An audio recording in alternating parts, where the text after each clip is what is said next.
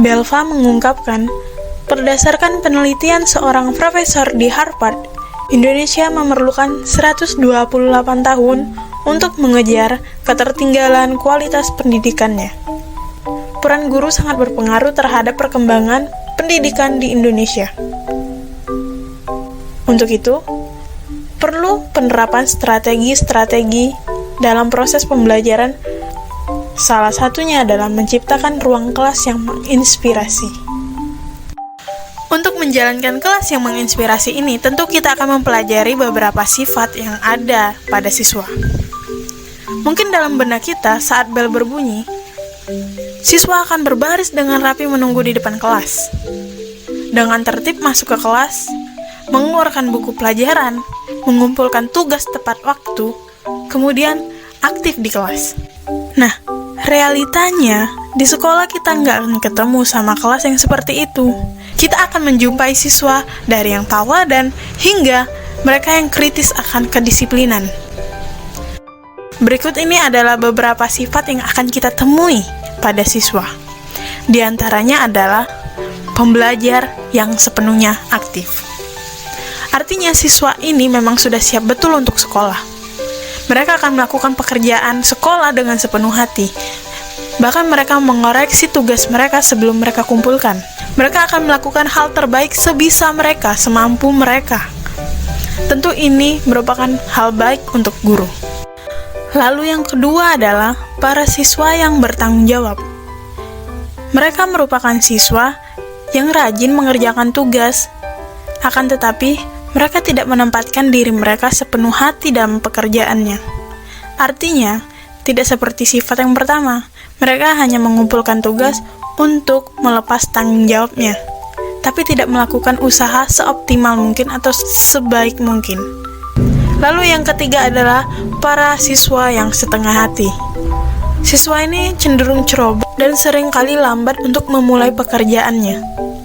Mereka akan cepat menyerah dan membuat frustasi para pengajar. Lalu kemudian sifat terakhir adalah menghindar pekerjaan. Saat mereka diberi sebuah tugas, siswa yang menghindar pekerjaan ini akan cenderung untuk menggerang dan kemudian kehilangan penetapan. Biasanya siswa seperti ini merupakan siswa yang bermasalah di bidang kedisiplinan, dan mereka merupakan tantangan bagi kita. Lalu, apakah kita bisa merubah peserta didik itu menjadi lebih baik?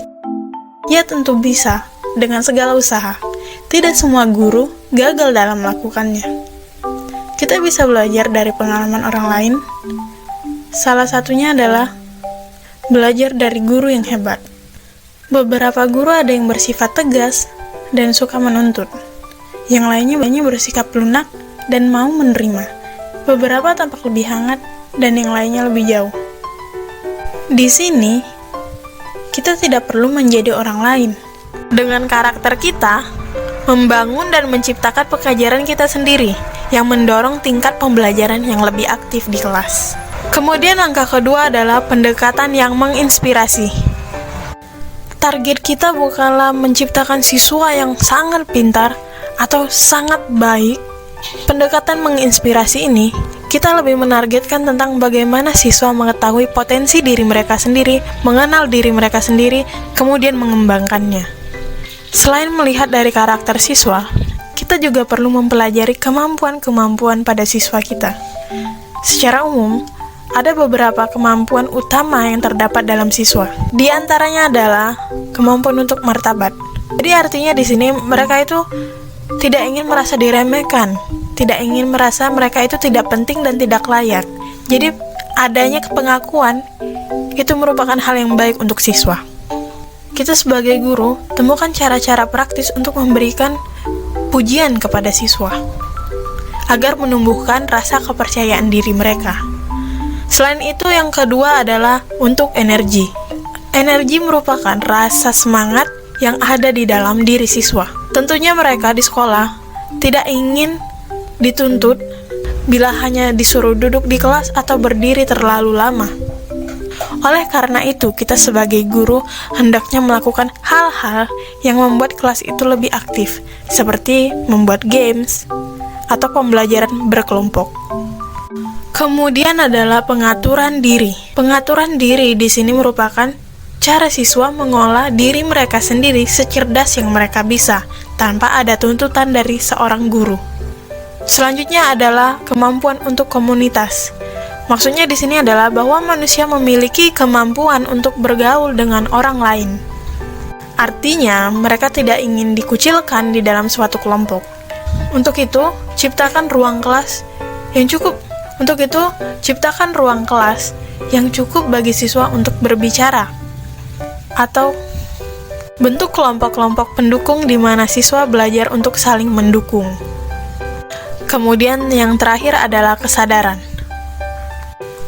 Siswa memiliki kesanggupan untuk tanggap. Jadi jangan biarkan kelas itu membosankan.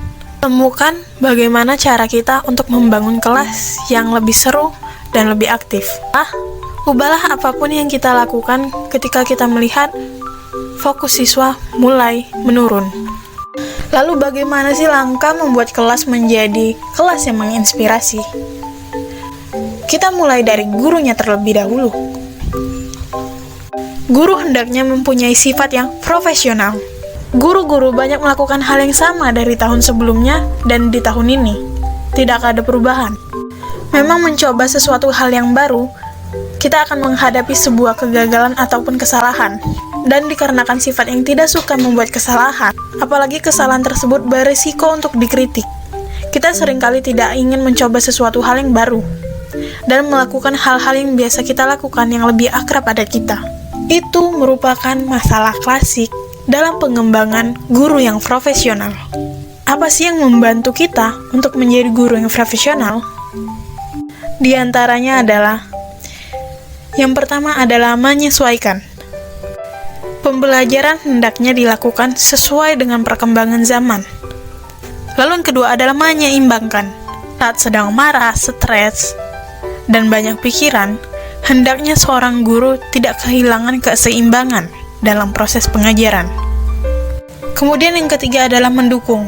Untuk menjadi guru yang profesional, tentu kita membutuhkan teman-teman yang mendukung kita, atau yang mengingatkan kita tentang hal-hal yang apakah itu baik dilakukan atau tidak, termasuk untuk menilai diri kita.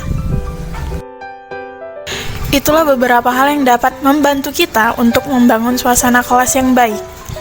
Di antaranya adalah mengetahui sifat siswa, melihat kekuatan yang ada pada diri siswa, kemudian introspeksi diri atau mengembangkan diri kita sendiri menjadi guru yang lebih baik lagi.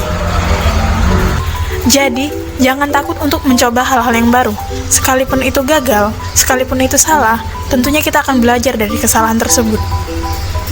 Jika kita mau berusaha, belajar dan terus belajar, maka kita akan mencapai keberhasilan itu. Sekian dari kelompok kami, semoga bermanfaat. Terima kasih dan sampai jumpa.